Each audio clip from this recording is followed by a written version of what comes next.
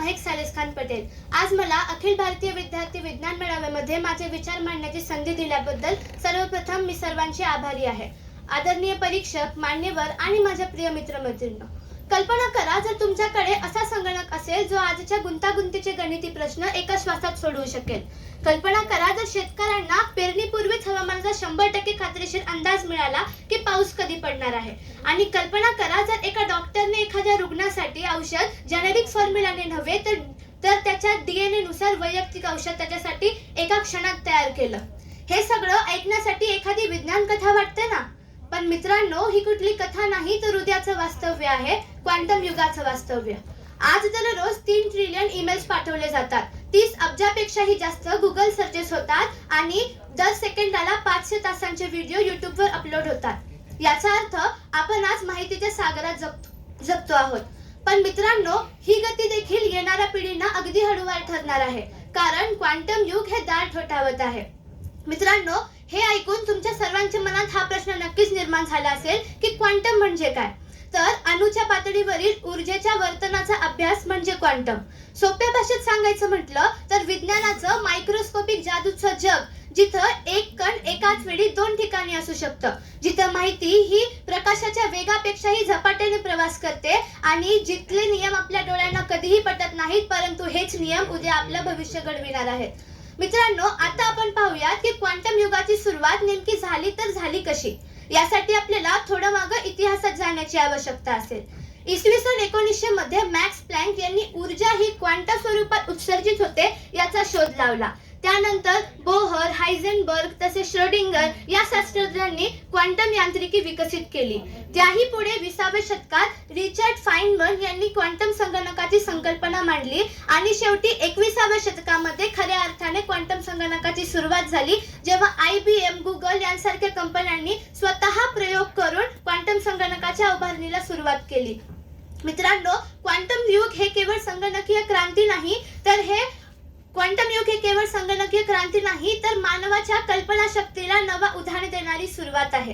आता आपण पाहूया की क्वांटम युगामध्ये कशाच्या संभाव्यता आहेत। आपण आजपर्यंत जे संगणक वापरतो आहोत ते पारंपरिक संगणक आहे।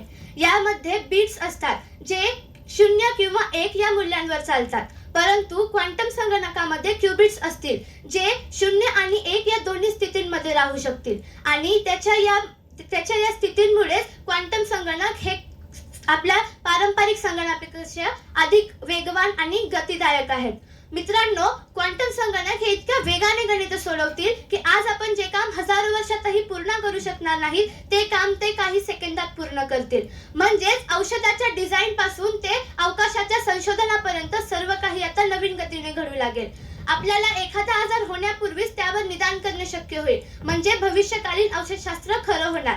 मित्रांनो, कर्करोग, अल्झायमर, डायबिटीज यांसारख्या जटिल आजारांवरही निदान करणे शक्य होईल आणि शेतकऱ्यांना मातीतील सूक्ष्म बदल लगेच समजतील। पिकांना योग्य वेळी पाणी मिळेल, खत मिळेल आणि त्यामुळे अन्न सुरक्षा अबाधित होईल।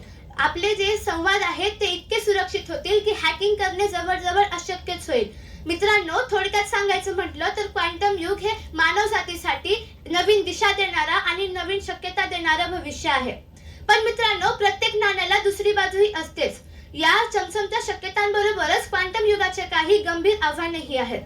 जो संगणक औषध निर्मिती करू शकतो त्या संगणकाकडे जैविक घातक शस्त्र तयार करण्याचीही ताकद असेल आणि जर हे तंत्रज्ञान चुकीच्या हाती गेलं तर ते विनाशकारी ठरू शकतं। श्रीमंत आणि गरीब देश यांच्यामधील दरी आणखीन खोलवर जाऊ शकते, कारण या तंत्रज्ञानाचा वापर सर्वप्रथम श्रीमंत देशांना होईल आणि गरीब देश मागे पडतील।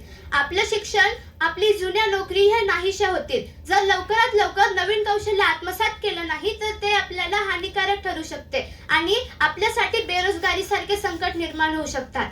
आपण जर या युगाला गैरवापर केला, या युगाचा योग्य प्रकारे वापर केला नाही, या शक्तीचा जर आपण चुकीच्या पद्धतीने वापर केला तर ते आपल्याला अणुबॉम्बपेक्षाही जास्त घातक ठरू शकते। खरं सांगायचं म्हटलं तर तंत्रज्ञानाची प्रगती ही एखाद्या नदीसारखी आहे। जर आपण त्याला योग्य वेळी योग्य धरण, दिशा आणि जर आपण त्या नदीला योग्य धरण, दिशा आणि योग्य मार्ग दिला तर ती नदी म्हणजेच तंत्रज्ञान ही आपल्याला पाणी पुरवठा, शेती तसेच जीवनासाठी एक वरदान ठरेल। पण जर तीच नदी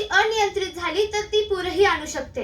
क्वांटम युग ही असंच आहे. याचा आपण योग्य प्रकारे वापर केला तर ते आपल्यासाठी आपल्या भविष्य उज्ज्वल करण्यासाठी आपल्याला खूप खूप उपयोगी पडेल. परंतु जर आपण त्याला गैरवापर केला तर ते आपल्यासाठी संकटही निर्माण करू शकतं. आपली भारतीय संस्कृती आपल्याला सांगते, ज्ञानम विज्ञानम च यत्र तत्र भविष्यम उज्ज्वलम. म्हणजे जिथे ज्ञान आणि विज्ञान आहे, भविष्य तिथेच उज्ज्वल होणार. म्हणूनच आपण सर्वांनी हे ठरवूया की आपण क्वांटम युगाला शोध, शिस्त आणि सजगता या त्रिसूत्रांनी सामोरे जाऊ. क्वांटम युगाच्या शक्यतांना आपण कवटाळून त्याच्या जे गैरवापर आहेत, त्याचे जे आव्हाने आहेत, त्यांना सामोरे जाण्याची आपण तयारी ठेवली पाहिजे. मित्रांनो, क्वांटम युग हे एखाद्या दिव्यासारखे आहे. आता या दिव्याने आपण आपलं भविष्य उज्ज्वल करायचं की जाळून टाकायचं हे आपल्यावर आहे. आता शेवटी जाता जाता एवढेच म्हणेन, कालपर्यंत जे अशक्य वाटे क्वांटम युगात ते शक्य दिसे. कालपर्यंत जे अशक्य वाटे क्वांटम युगात ते शक्य दिसे. आपण संदेश असा शिकू शोधू धडपडू. संदेश असा शिकू शोधू धडपडू. आव्हानांना पार करून उज्ज्वल भविष्य घडवू. उज्ज्वल भविष्य घडवू. धन्यवाद.